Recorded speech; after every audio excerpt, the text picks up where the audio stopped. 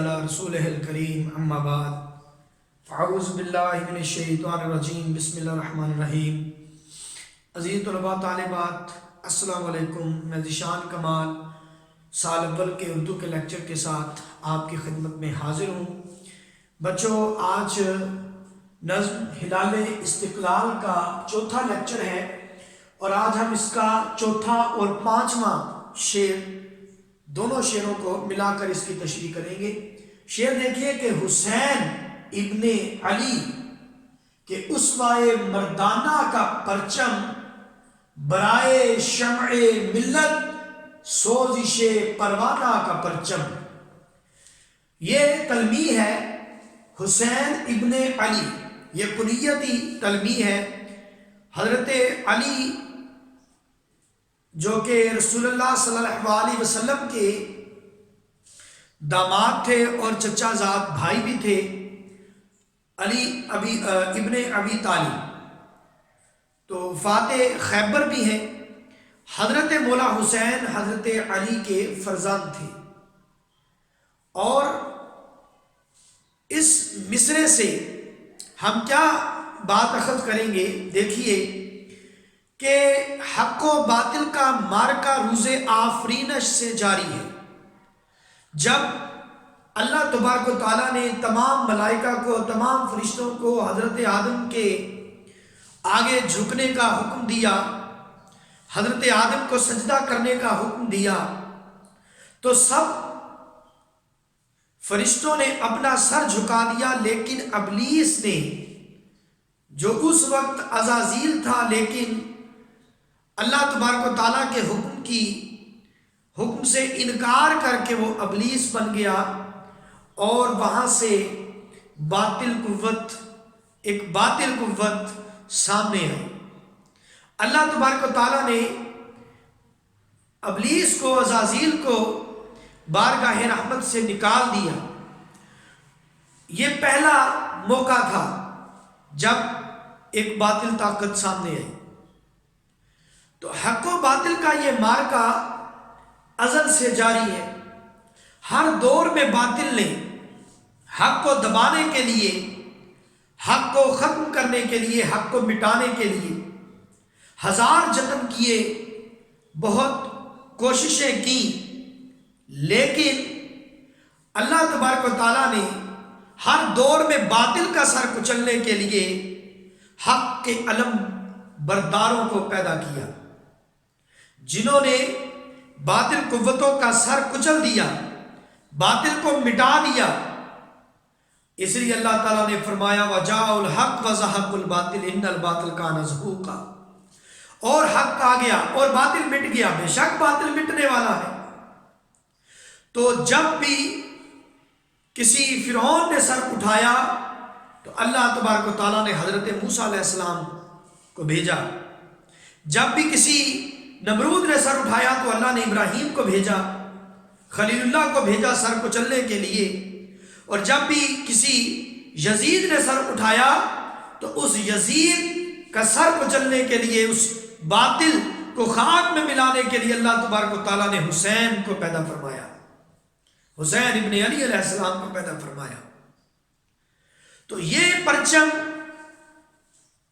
یہ پاکستان کا یہ پرچم، یہ استحکام کا پرچم، سبز ہلالی پرچم، پرچم ہلال استقلال، یہ دراصل پرچم ہے حضرت مولا حسین کے اسوہ مردانہ کا پرچم، یعنی اس پرچم پر حضرت مولا حسین کا سایہ ہے۔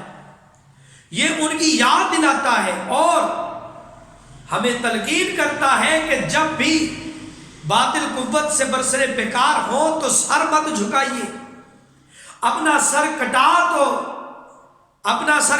تو سکتے ہیں لیکن اپنا سر جھکا نہیں سکتے۔ اور حضرت مولا حسین نے ثابت کر دیا کہ باطل قوت کے سامنے کبھی سر نہیں جھکانا۔ حضرت مولا حسین نے کربلا میں حق اور باطل کو الگ کر دیا، حق کا پرچم اٹھایا تو باطل قوتیں کھل کر سامنے آئیں اور ان کا خاتمہ ہوا۔ آج بھی یزید پوری دنیا میں ذلیل و خوار ہے. حضرت مولا حسین نے باطل کو پوری دنیا میں رسوا کر دیا، ذلیل و خوار کر دیا، کیونکہ یہی حق کا منصب ہے، یہی حق کے علمبردار کا منصب ہے کہ اسے حق کے لیے اپنی جان بھی دینی پڑے تو وہ پس و پیش نہ کرے. یہی حضرت مولا حسین نے سکھایا. سرداد نہ داد دست در دست یزید، حقا کے بنا لا الہ است حسین. کہ اپنا حضرت مولا حسین نے اپنا سر تو دے دیا لیکن یزید کے ہاتھ میں اپنا ہاتھ نہیں دیا. حقیقت کیا ہے کہ لا الہ کی بنیاد حضرت مولا حسین ہے. تو اسی طرح یہ پرچم ہمیں سکھاتا ہے کہ جب بھی کبھی ضمیر کے سودے کی بات ہو، ڈٹ جاؤ تم حسین کے انکار کی طرح. تو یہ پرچم حضرت مولا حسین کے اسوہ مردانہ کی یاد دلاتا ہے اور ہمیں باطل کے سامنے ڈٹ جانے اور اپنی جان دینے سے بھی پس و پیش نہ کرنے کی تلقین کرتا ہے. اور ہم عہد کرتے ہیں اس پرچم کی حفاظت کے لیے ہمیں اپنی جان دینی پڑے تو ہم اپنی جان دے کر بھی اس کو سربلند رکھیں گے، کیونکہ یہ پرچم حضرت مولا حسین کے اسوہ مردانہ کی علامت ہے. پھر دیکھیے برائے شمع ملت سوزش پروانہ کا پرچم. اس میں شاعر نے ملت کو شمع سے تشبیہ دی ہے اور پروانہ کا استعارہ استعمال کیا ملت پہ مر مٹنے والے جانثاروں کے لیے. اب دیکھیں کہ کتنے خوبصورت انداز میں روایتی استعاروں کا استعمال ہوا ہے. جس طرح ایک پروانہ شمع کے گرد طواف کرتا ہوا اس پہ اپنی جان قربان کر دیتا ہے، انجام سے باخبر بھی ہوتا ہے مگر پھر بھی اس کے دل میں شمع کے لیے محبت ہوتی ہے اور وہ اس محبت کی تکمیل کے لیے اپنی جان نثار کر دیتا ہے. شمع پر مر مٹتا ہے، جل جاتا ہے، راکھ ہو جاتا ہے، لیکن اس محبت کا علم ہمیشہ بلند رکھتا ہے. اسی طرح اس ملت کے جانثاروں نے، اس ملت سے محبت کرنے والوں نے یہ عہد کیا ہے کہ وہ اپنی قوم، اپنی ملت اور اپنے ملک کے لیے اپنی جان قربان کر دیں گی. وہ جو بھر بھی پیچھے نہیں ہٹیں گے اپنی ملت کی حرمت کے لیے، آبرو کے لیے، عزت کے لیے. وہ ہمیشہ خود کو تیار رکھیں گے. اس لیے اس وطن کا ہر نوجوان سر پہ کفن باندھ کے نکلتا ہے اپنے وطن کی حفاظت کے لیے، اور اپنی جان دینا وہ اپنے لیے باعث سعادت سمجھتا ہے. وہ اپنی زندگی، اپنی جان کی حفاظت نہیں کرتا بلکہ اپنے وطن، اپنے ملک، اپنی قوم، اپنے اس پرچم کی حفاظت کے لیے اپنا سب کچھ قربان کر دیتا ہے. جیسے ایک پروانہ شمع پر مر مٹتا ہے، اسی طرح اس وطن کا، اس ملت کا، اس قوم کا ہر نوجوان عزت و حرمت کے لیے، اس وطن کی حفاظت کے لیے مر مٹنے کو تیار اور آمادہ ہے. اب آگے دیکھیے محمد ابن قاسم کے صحاب جود کہتے ہیں سخاوت کا بادل. محمد ابن قاسم یہ بھی تلمیح ہے.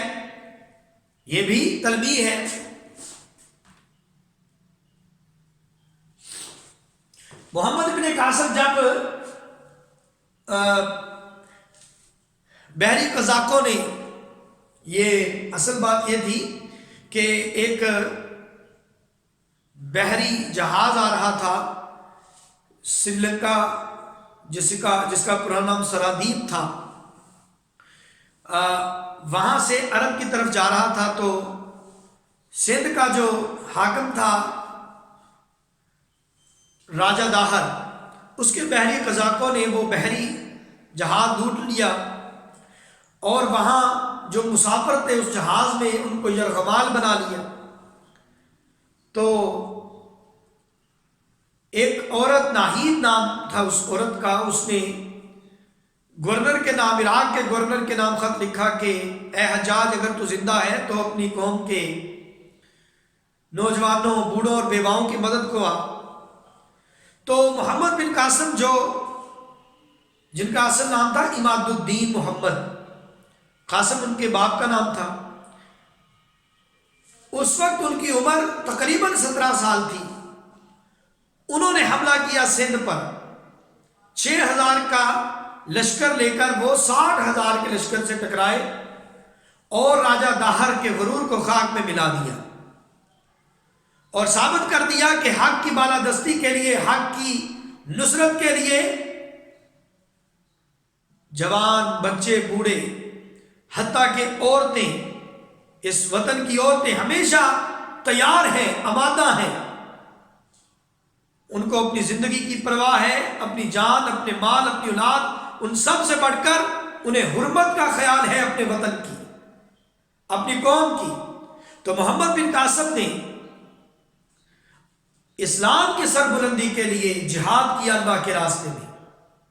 آج یہ وطن عزیز جو اسلام کے نام پر حاصل ہوا ہے، محمد بن قاسم جیسے سپاگر ہمارے ہیروز ہیں، ہمارا ہیرو ہے وہ، ہماری تاریخ کا، اور یہ پرچم انہی کی علامت ہے، انہی کی نشانی ہے، اور ہمیں سکھاتا ہے کہ انہی کے نقش قدم پہ چل کر ہم نے اپنی قوم اور اپنی ملت کی عزت و آبرو کو بچانا ہے، حفاظت کرنی ہے اس پرچم کی۔ اور پھر کہا یہ طارق، یہاں طارق بن زیاد جو موسیٰ بن نصیر کا آزاد کردہ غلام تھا، اور انہوں نے اندلس فتح کیا۔ جب افریقہ اور یورپ کو ملانے والی، امریکہ اور افریقہ اور یورپ کو الگ کرنے والی آبنائے جبل الطارق پار کی، تو انہوں نے کشتیوں کو آگ لگا دی، کشتیوں کو جلا دیا اور اعلان کیا کہ یا ہم فاتح ہوں گے یا شہید، اب تیسرا راستہ کوئی نہیں ہے۔ تو مسلمانوں نے جوش ایمانی میں باطل قوتوں کو ایسا پچھاڑا کہ اسلام کا پرچم بلند ہو گیا۔ آج وہی پرچم ہمارے پاس ہے، اور یہ طارق بن زیاد کی اس بہادری کی علامت ہے۔ ہم انہی کے نقش قدم پر چل کر اس پرچم کی حفاظت کریں گے۔ اور پھر صلاح الدین ایوبی، اصل نام ان کا محمد یوسف تھا، اصل نام ان کا یوسف تھا۔ 12ویں صدی میں انہوں نے بیت المقدس کو آزاد کروایا یہودیوں سے، اور باطل قوتوں کو پچھاڑ کر ان کو خاک میں ملا کر حق کا پرچم لہرایا۔ آج وہی پرچم ہمارے ہاتھ میں ہے جو ہمارے اسلاف کی عظمت اور ان کی بہادری کی یاد دلاتا ہے، اور ہمیں تلقین کرتا ہے کہ ان کے نقش قدم پر چل کر ہم اس کی حفاظت کریں، اپنی قوم کی عزت و حرمت اور اپنی ملت کی سربلندی کے لیے، اس پرچم کی سربلندی کے لیے۔ اور پھر سلطان محمود غزنوی، سلطان سبکت کا بیٹا، جو 27 سال کی عمر میں جانشین ہوا، تخت نشین ہوا، اور سومنات کا مندر فتح کیا۔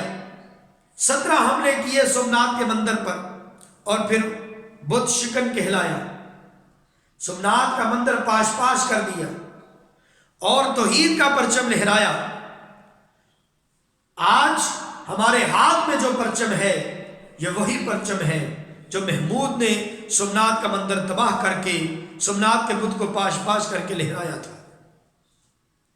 اور اپنے اسلاف کے راستے پر چل کر ہم نے اس پرچم کی حفاظت کرنی ہے۔